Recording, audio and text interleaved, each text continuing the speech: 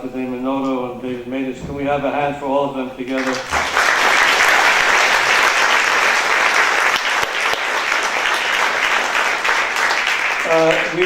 We have a few minutes for questions. I would ask you to make your questions brief. The panel, you can sit by your seats. You don't have to come up, jumping up. Want to save your energy for tomorrow. It's a big event at Parliament. And let's try to get as many questions as possible. Quick questions, quick answers. Before that, I'm going to exercise my own privilege as the moderator to suggest something a little bit immoderate. I'm listening to all of this tonight. It's not the first time I've heard it. It's probably not the first time for many of you.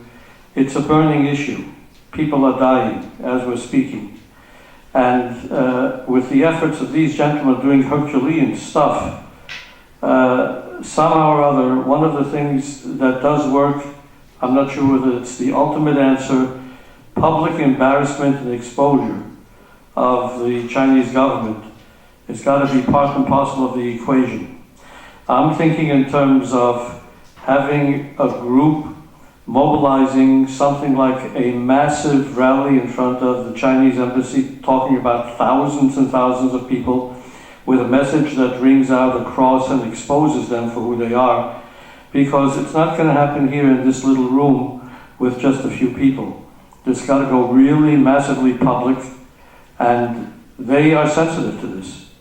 Calling for a boycott of Chinese goods may be a little bit unrealistic, because then there's probably very little to buy. But seriously speaking, I can tell you personally, I do not buy anything made in China. I can't get myself to buy anything made in China when I know that I'm supporting a bunch of murderers. And we shouldn't be doing that, and we shouldn't be sitting still. We need to get off our collective you-know-whats and really think in terms of focusing on a date and having a massive rally.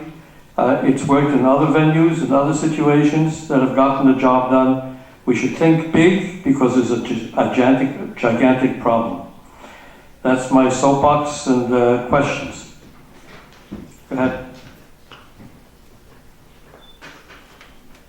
Hi, good evening. First of all, thank you. It was fascinating, and I had never heard anything about this before, so I'm just fascinated by the whole thing.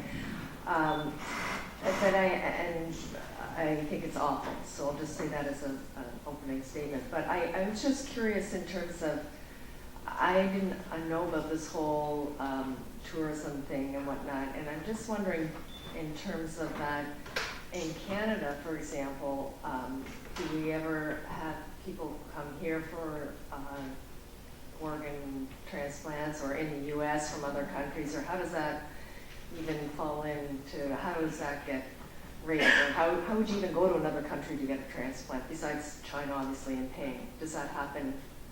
Do you know what I'm saying, or asking? David, you want to say it? David? Yeah, I mean, I don't know, maybe I have to press the button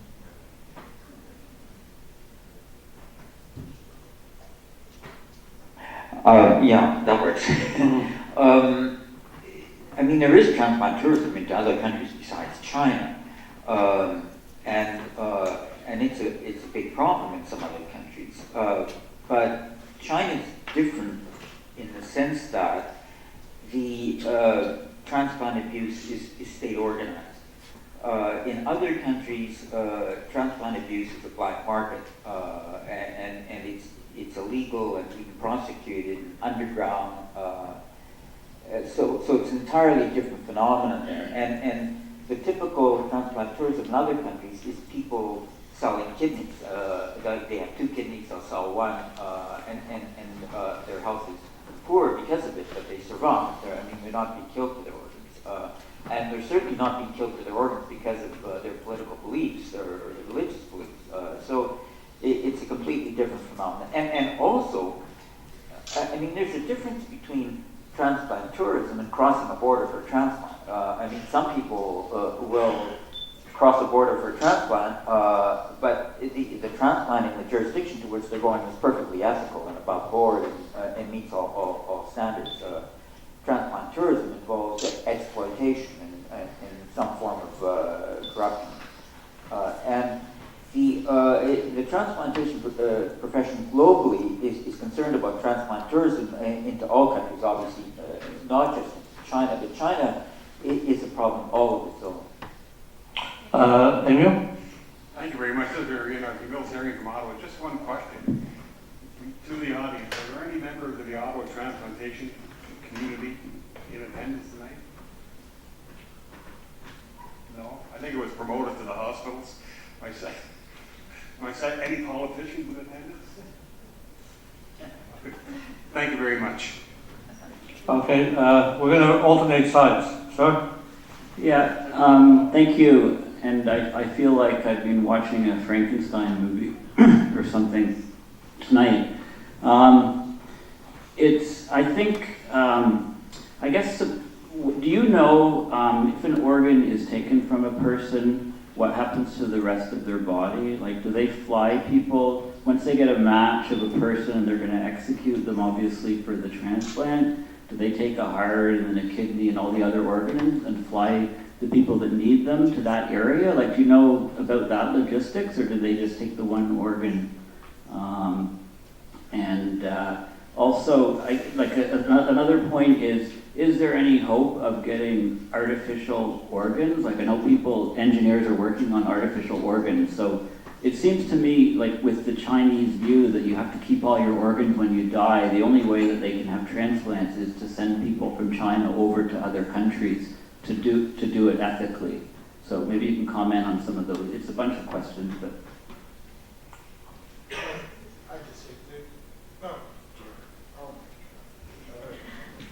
I would just say that two things.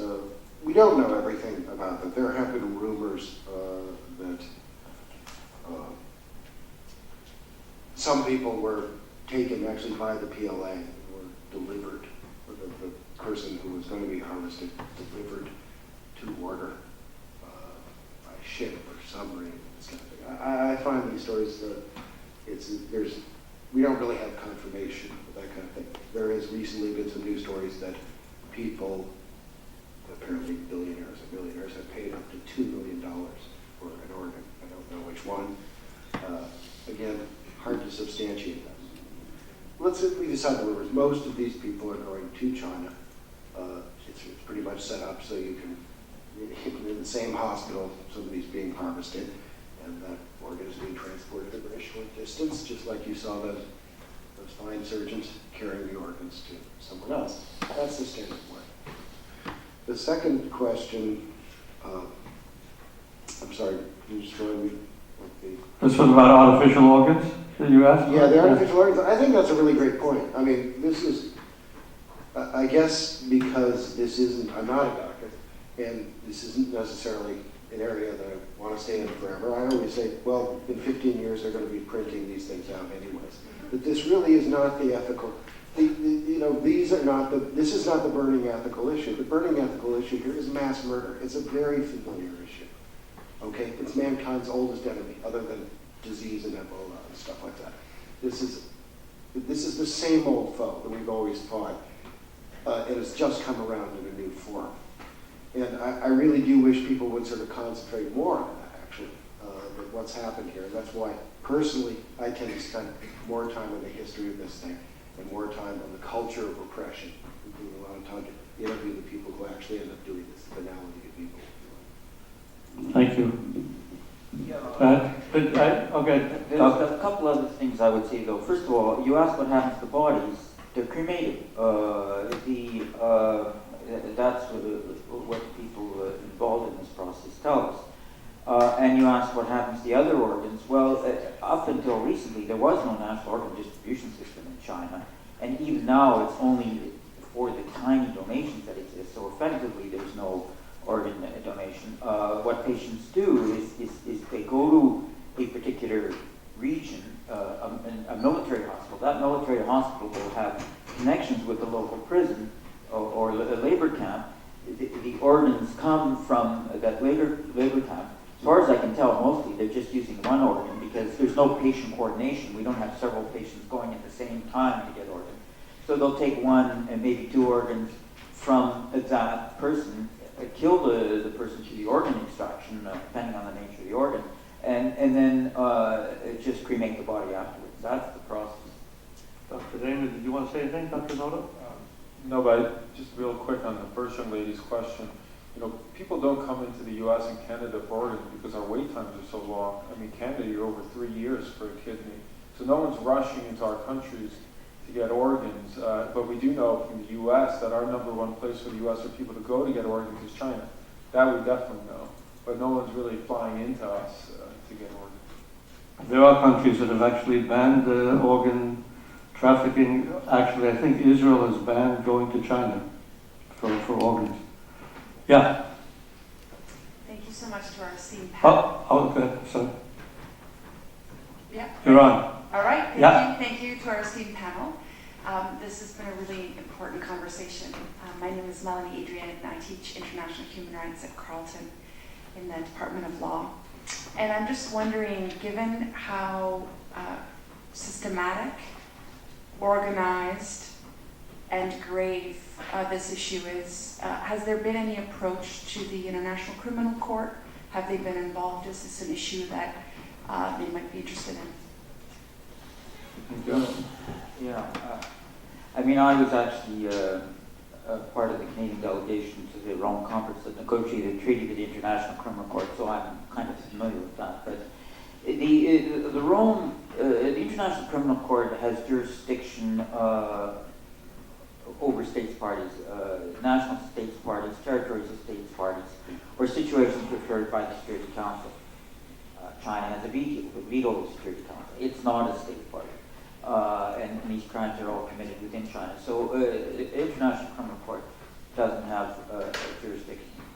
It's been raised within other parts of the UN system. The UN Rapporteur on Torture, UN Rapporteur on Religious Intolerance have both asked China to account for the discrepancy between the volume of sources and the volume of organs. Of course, China hasn't done that. The UN Committee Against Torture, China's a signatory to the Committee Against Torture and has to report to it. So the UN Committee Against Torture has asked China to punish perpetrators, to conduct